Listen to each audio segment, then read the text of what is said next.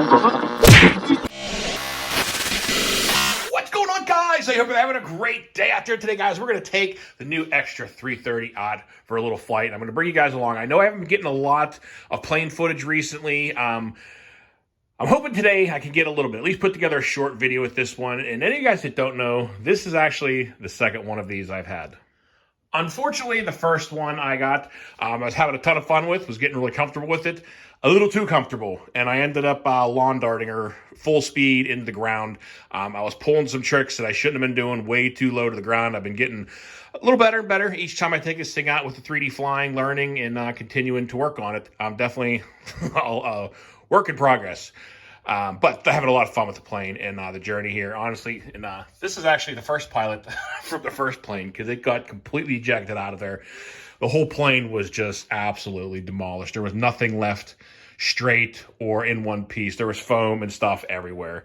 But this is the second one I got, and I've had this out a couple times now, and I've been feeling a little more comfortable again because after, honestly, the first crash with this thing and demolishing it kind of hurt a little bit. It definitely stung, but we're back up and running. So we're going to go out today. I'm going to try to get some footage, have a little fun with this thing, and show you guys, hopefully, at least a few tricks.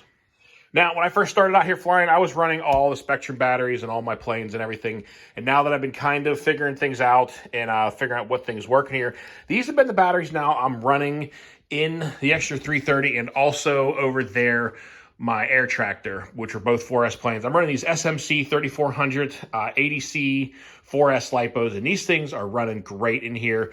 Got the Velcro in the back, and guys, they are far, far cheaper than the Spectrum batteries. I paid 28 bucks a battery for these, and honestly, they have been working out awesome. So if you're looking to get away from the Spectrum and looking for another 4S lipo option for all the E-flite 4S planes, so far, I'm sure there's lots of other good batteries out there also, but so far, this has been a great, cheap option. Also, I am running all my planes now on the Spectrum DX6E. So far, really like the controller. I didn't go with the newest version, which was the NX or NI or whatever it is. I don't even remember off the top of my head, but the newer controller. But this one has been working out great for me. Made a few little customizations, some different sticks, color coding, some of my important controls, like obviously your cutoff for the motor and my flaps on my other one. And this is also toggles on and off. Still the safe, which is kind of not really full safe. It goes from a partial safe to full open mode, but honestly, I haven't been using it at all on any of my planes anymore. I haven't been using the safe mode at all. But whenever I first start flying a new plane for the first flight, I like to have it there in case something crazy happens, to be able to flick that switch on, get it corrected, then hopefully trim it out and get it flying normal.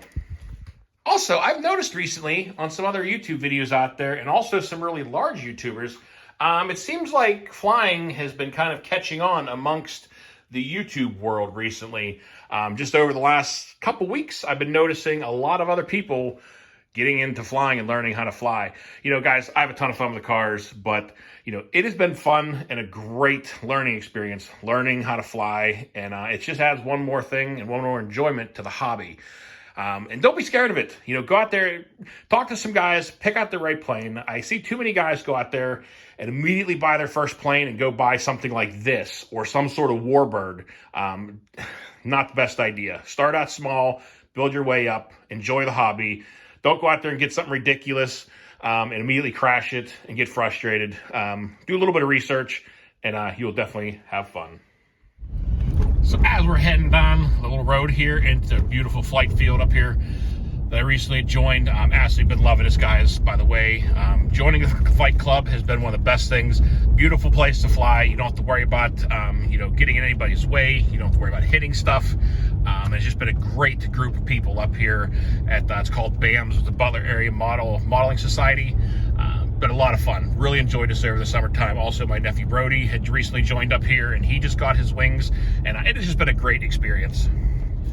But as we're heading in here, I just wanted to quickly just kind of touch base on why I'm saying, guys, if you're thinking about getting to flying, not getting some sort of fast warbird style plane or an aerobatic plane to be your first aircraft, because those planes are very quick, they're reactive, and they're not very forgiving. The warplanes especially, or the 3D planes like my Extra 330, they're very quick, they're very reactive in the air, and trying to learn on something like that is just going to make it extremely difficult.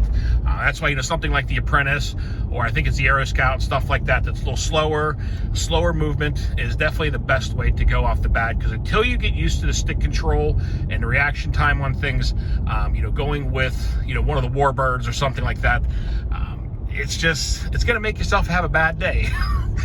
Those things are very front heavy, and they just make it harder to take off, land, and flying them is definitely a lot more difficult. Probably one of the next planes I'm going to get into is going to be like a P-51 Mustang, because I do want to get a Warbird. And now that I've been comfortable with, this extra 330 and having fun with this thing, I'm going to continue to expand my planes and see what I enjoy flying the best. But guys, this has just been absolutely beautiful up here to fly at. It is looking like a beautiful day to fly.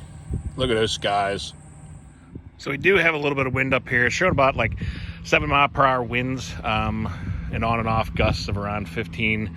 But honestly, guys, living in northwestern Pennsylvania, if you want to fly, you got to get good at flying in the wind, because most of the times there's always something. All right, let's get the battery in this thing and get it fired up.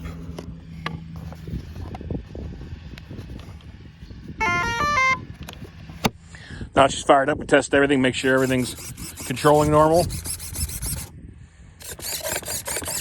Everything seems to be working. Let's get her airborne. Guys, there is some wind up here. I apologize for any wind noises, but I'm going to do my best. Let's get her up in the air.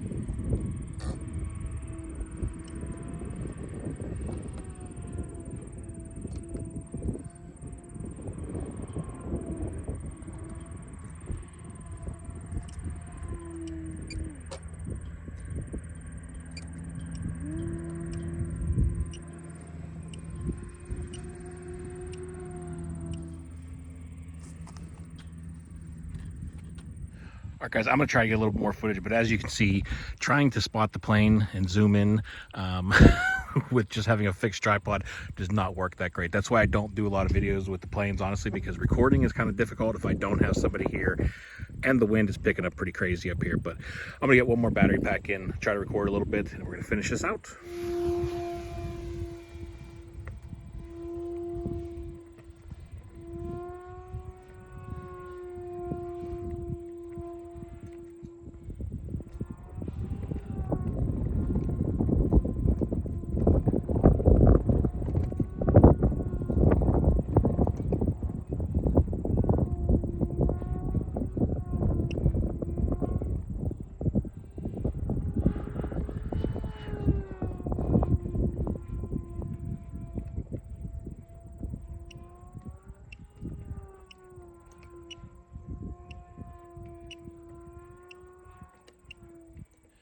All right, everybody. Well, I hope you enjoyed the video. I know it wasn't the best footage in the world. It's the best I could do on my own, but definitely had a lot of fun. I'm going to charge up my packs and get a little more time in here, but definitely had a great time and having a lot of fun with this plane.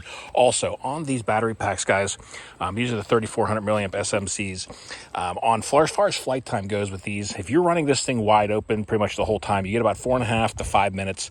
If you're kind of doing a lot of airback stuff, like I was chopping the throttle a lot and floating up there, you can get a little bit longer, but always there's that chance of landing dead stick. So I usually keep my timer set for 4.5 minutes, so my thing beeps at me and lets me know it's time to bring it in.